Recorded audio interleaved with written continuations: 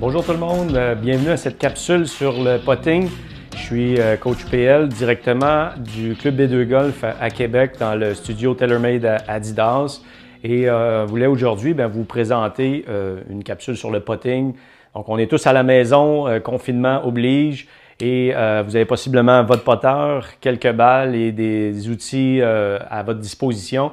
Donc voici quelques éléments de base à retenir pour le putting et ensuite on va terminer avec quelques exercices à faire faciles. Donc un peu d'entraînement sur le putting va donner beaucoup de résultats. Puis on le sait, avec ce bâton-là, on a près de 40% de nos coups qui sont joués et c'est avec spécifiquement le putter qu'on va faire plus de birdies et avoir plus de fun, baisser notre score. Donc ça vaut la peine de s'entraîner, d'avoir un petit peu plus de temps d'entraînement avec ce bâton-là. Et on est tous à la maison, donc on est obligé de le faire. Donc en espérant que la capsule va vous satisfaire et on va vous donner plusieurs petits conseils aujourd'hui. Donc commençons par la prise, posture et alignement des éléments de base, c'est certain qu'on veut avoir. Donc pour le putting, on a une grippe qui est différente de notre grippe habituelle. Donc c'est pas une grippe qui est complètement ronde, c'est une grippe qui a une partie plat à l'avant. Donc, c'est fait pour placer nos pouces. Ça va être la première chose qu'on veut s'assurer, que nos pouces sont sur le dessus de la prise.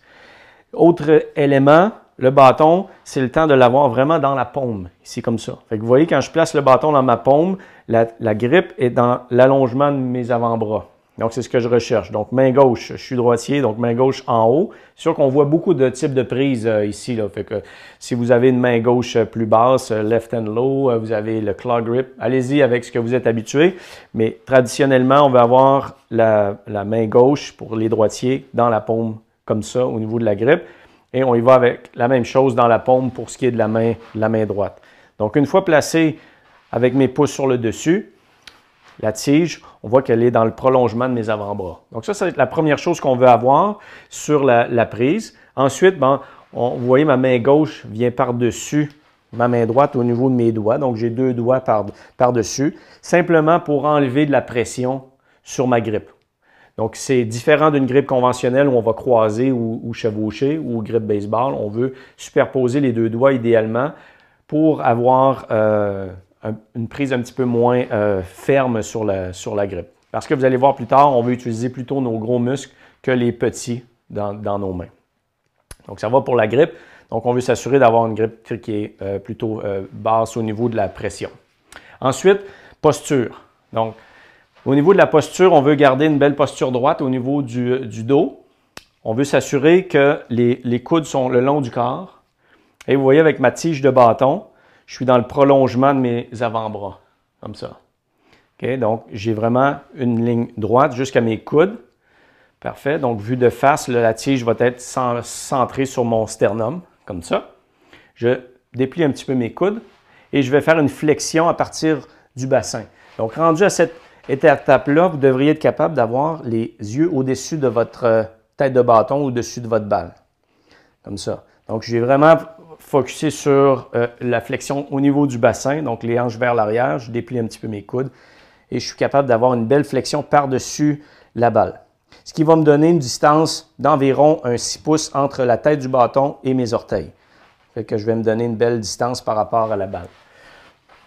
Vue de face, la tête de bâton est relativement au centre des deux pieds, donc ma balle va être légèrement plus devant. Donc, vis-à-vis mon œil gauche pour un droitier et mon bâton est au centre, comme ça. Et je peux avoir les mains légèrement devant. Donc, j'ai une belle posture où mon bas du corps est très stable. Si je veux me servir de mon bas du corps pour me donner de la stabilité.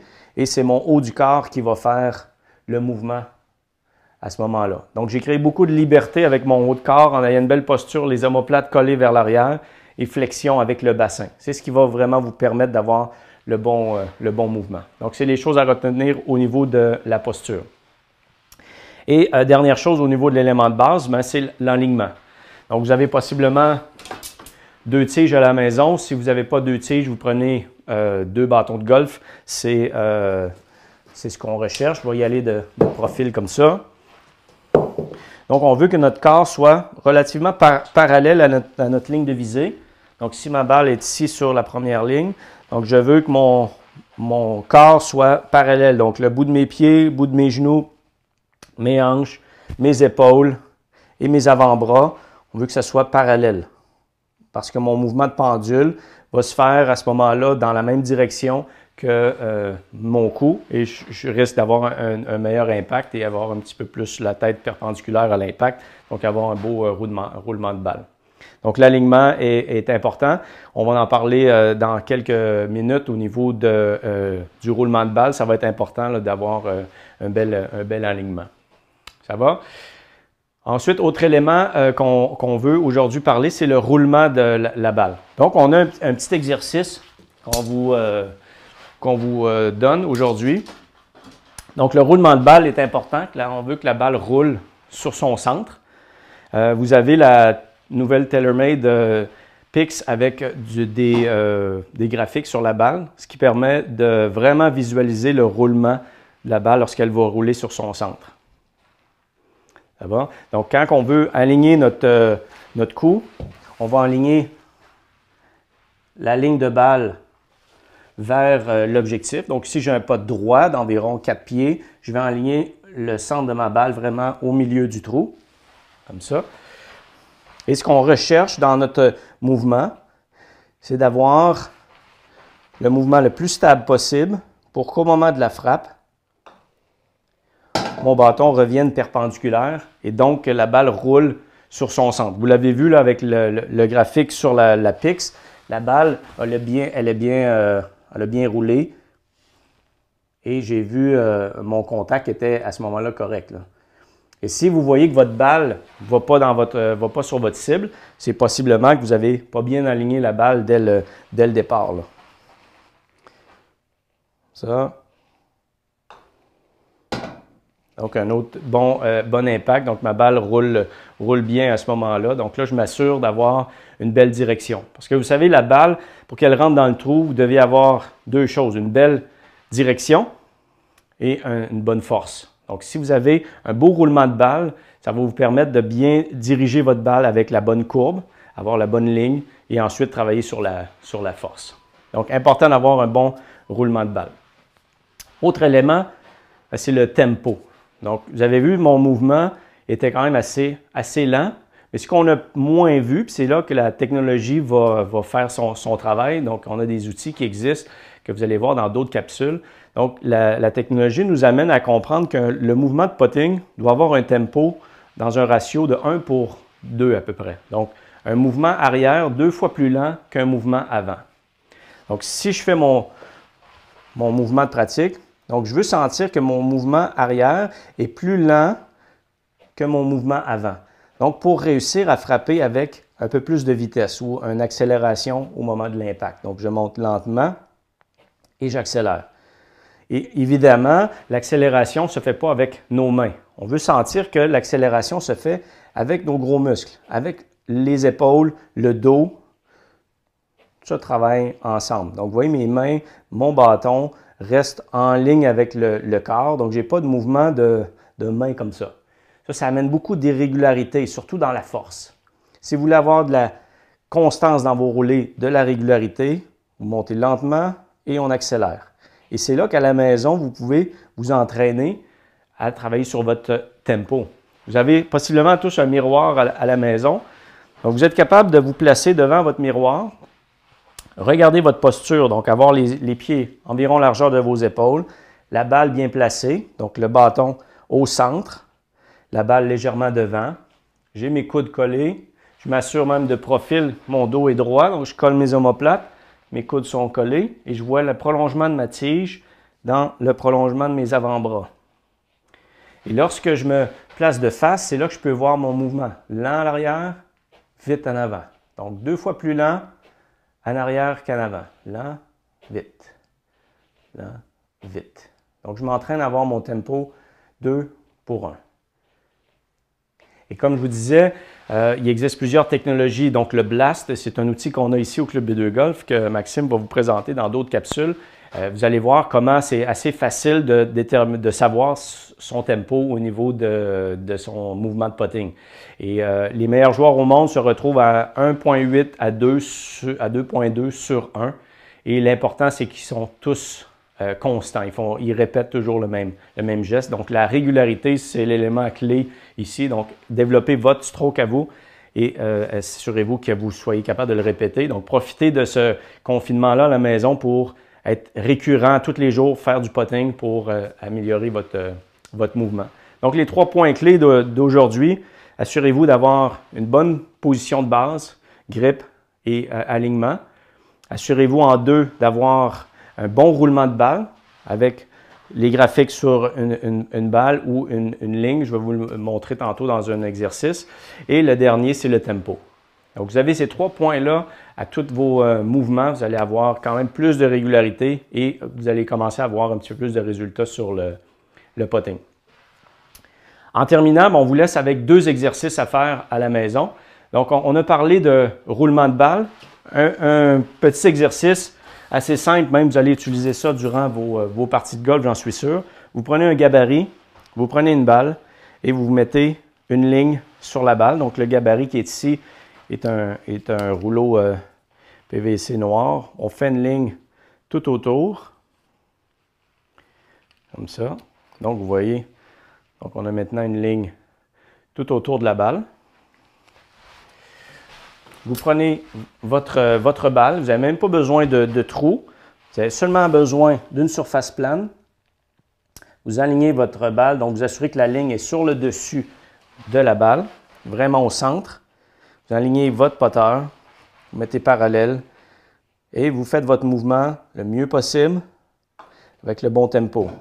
Lorsque la balle roule bien, vous avez vu la ligne est demeurée sur le centre de la balle, comme si elle glissait vers l'avant. Ça, c'est signe que mon impact s'est fait de façon perpendiculaire. Donc, j'ai eu à ce moment-là une belle réussite.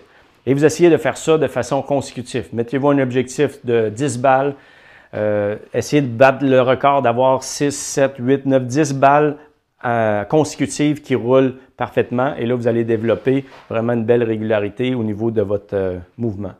Donc, premier exercice, facile à faire, pas besoin de beaucoup d'outils.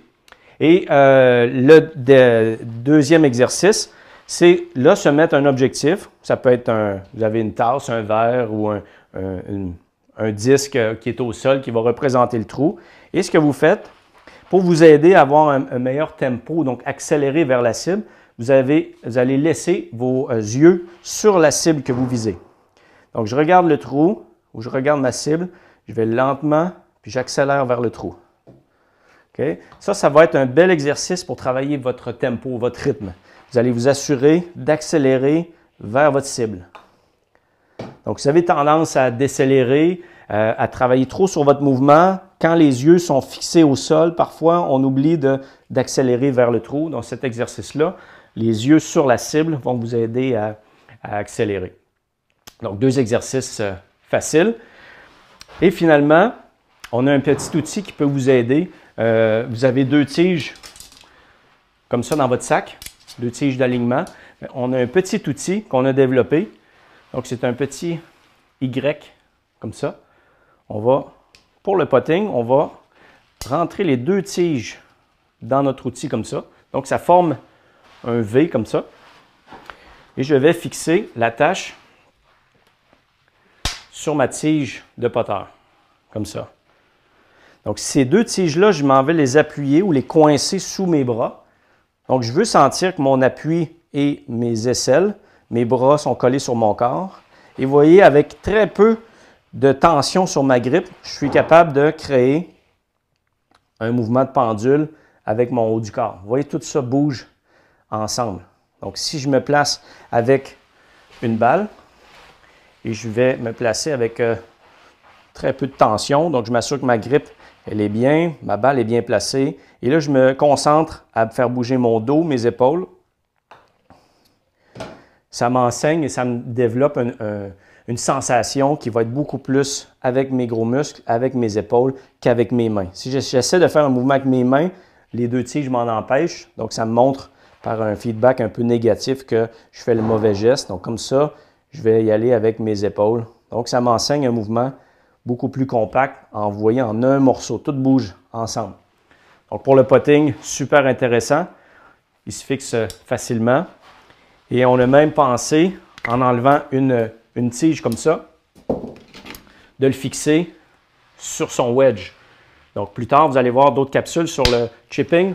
On va venir le fixer sur le côté. On vient le coincer sur notre aisselle gauche pour le droitier, donc notre bras dominant. Et je vais me placer facilement dans la position de Y. Donc, la tige et le bras gauche sont alignés et on est capable de faire notre mouvement d'approche. Donc, vous allez voir plusieurs utilités. Donc, l'utilité d'approche et de potting. Donc, un outil simple qui est en vente sur notre site morebirdies.com. Au coût de 10 $, vous pouvez vous en procurer, quantité limitée. Donc, c'est un outil qui est facile. On met ça dans notre sac, très léger, et vous allez pouvoir travailler votre potting et même vos approches. Donc, dans d'autres capsules, vous allez voir des techniques plus spécifiques au niveau du chipping. Donc, en espérant que cette capsule vous aidera à travailler votre potting durant ces mois-là de confinement où on est à la maison, les centres intérieurs de golf sont fermés. Donc, travaillez vos mouvements de base, prise, posture, alignement, votre tempo et votre roulement de balle. Quelques petits exercices faciles à faire et puis je suis certain qu'avec peu de temps d'entraînement, vous allez améliorer grandement votre potting la saison prochaine. Donc, merci de votre écoute. À bientôt.